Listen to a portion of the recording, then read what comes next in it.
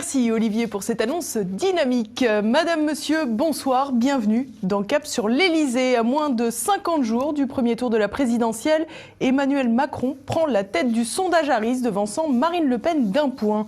Depuis le début de la campagne, tout semble sourire au banquier Rothschild, coqueluche des médias. Alors que les affaires s'abattaient sur Marine Le Pen et sur François Fillon, la foudre médiatique a bel et bien choisi son protégé. L'ancien locataire de Bercy a tous les droits, pas question de fouiller dans son passé. Pourtant, Macron, ce n'est pas que la bulle médiatique autour d'un loup de la finance, c'est aussi une part d'ombre. Retour sur des affaires capables de jeter l'opprobre sur le favori du système. Les médias nous cacheraient-ils des informations sur Emmanuel Macron ? C'est en tout cas l'impression que l'on a si l'on compare avec le déferlement de boules puantes sur les candidats Fillon et Le Pen. Pourtant, Emmanuel Macron n'est pas exempt de tout soupçon. Bien au contraire. C'est en 2008, 4 ans après sa sortie de l'ENA, qu'Emmanuel Macron rejoint la banque Rothschild. En pleine crise financière, celui qui n'est alors âgé que d'une petite trentaine d'années fait office de jeune premier. Il est surnommé le Mozart de la finance. En 2 ans à peine, Macron devient associé gérant de la banque familiale, une ascension fulgurante.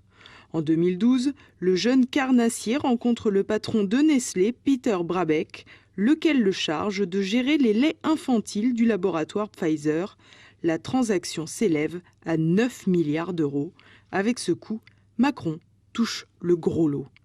Pendant ce temps, Macron fait aussi dans le bénévolat.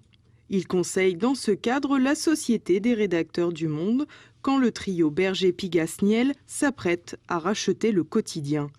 Macron sera ensuite suspecté d'avoir fait du favoritisme pour le groupe espagnol Prisa, qu'il conseillera 1 an plus tard dans une autre affaire.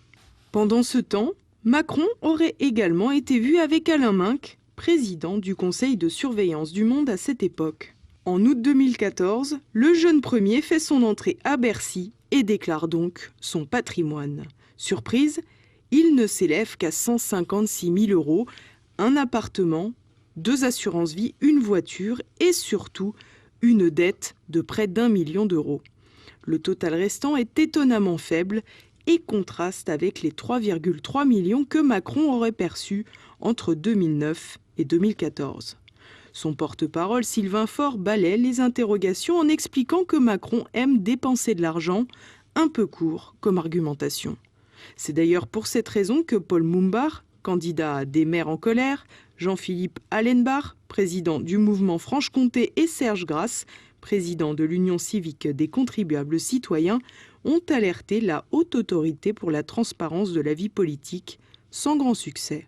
En poste comme ministre de l'économie, Macron a également mené la grande vie. En 8 mois, il aurait dépensé 120 000 euros en frais de bouche pour rencontrer des personnalités influentes, sans doute dans le but de poser les premiers jalons de sa candidature. Pendant son exercice, les choix et décisions de Macron seraient également à scruter de près. Alors que son prédécesseur Arnaud Montebourg a toujours tenu bon face à General Electric, Macron se dit dès son activité de secrétaire de l'Élysée favorable au rachat d'Alstom. Quand il pose ses valises à Bercy, la vente est consommée. Les conséquences sont simples, plus de 2 milliers de personnes restent sur le carreau, sans boulot. Un peu plus tard, Emmanuel Macron brade l'aéroport de Toulouse-Blagnac aux Chinois, tout en promettant qu'il ne s'agit pas d'une privatisation. À peine 1 an après, les investisseurs ont pris le contrôle et siphonnent la trésorerie pour se servir des dividendes. Macron a donc vraisemblablement menti. Il ne pouvait pas ignorer que l'affaire allait déboucher sur une privatisation. Et jamais 203, l'énarque n'est pas étranger non plus à la reprise de SFR par le groupe Altis de Patrick Drahi. La fusion a d'ailleurs été organisée par le banquier de chez Morgan Stanley, spécialisé dans les télécoms, Bernard Mourad. Ce dernier a depuis intégré l'équipe resserrée d'Emmanuel Macron. Entre-temps, le rachat a mis encore quelques milliers de personnes au chômage, mais pour les grands de ce monde, la fin justifie les moyens. L'autorité de la concurrence a toutefois annoncé jeudi dernier qu'une amende de 40 millions d'euros vient d'être décidée pour SFR, notamment en raison du non-respect des raccordements avec la fibre. Toujours en poste à Bercy, Macron s'était déplacé jusqu'à Las Vegas pour rencontrer les patrons de start-up françaises pour commencer à travailler sa popularité. Une rencontre organisée par le groupe Havas, présidé par Yannick Bolloré, fils du patron de Canal, Vincent Bolloré. Problème, il n'y aurait pas eu d'appel d'offres pour choisir le prestataire du raout. Du coup, Emmanuel Macron pourrait faire l'objet de poursuites pour délit de favoritisme. Des suspicions éclaboussent également quelques proches de l'homme aux deux alliances. En effet, Jean-Jacques Mourad, frère du banquier Mourad, cardiologue de son état, était jusqu'il y a quelques jours un des deux monsieur santé du mouvement En Marche. Dans ce cadre, il représentait fréquemment Emmanuel Macron. Premier problème, Jean-Jacques Mourad est également consultant pour le laboratoire Servier et il a empoché pour 66 interventions en congrès ou colloques la modique somme de 80 000 €. Deuxième problème, Jean-Jacques Mourad a oublié de le dire et l'affaire relève donc du pur conflit d'intérêts. Troisième problème, Servier fabrique des médicaments contre l'hypertension artérielle et bingo, le programme de Macron plaide pour un meilleur remboursement de ses produits. Le scandale a fait long feu, mais le gentil cardiologue a levé le camp du mouvement En Marche. Il pourra toutefois continuer à influencer le programme du candidat par le biais de son frère. Du côté des jeunes avec Macron, il y a un loup aussi. En effet, le très actif responsable Florian Humez est également l'assistant parlementaire à mi-temps de Jean-Jacques Bridet, maire de Fresnes, un des soutiens indéfectibles de l'ancien ministre de l'économie. Le jeune Humez a été embauché le 1er décembre 2016. De ce fait, on peut difficilement imaginer qu'il s'agisse d'un collaborateur de longue date. Pourtant, la loi interdit aux assistants de faire campagne pour un candidat.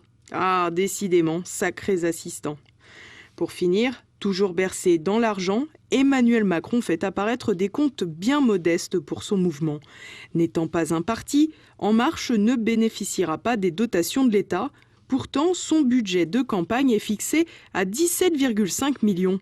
L'équipe de campagne estime que les dons dépassent aujourd'hui les 6,5 millions et le candidat lui-même devrait faire un emprunt de 8 millions sur ses deniers personnels. Une organisation qui nous ferait presque pleurer.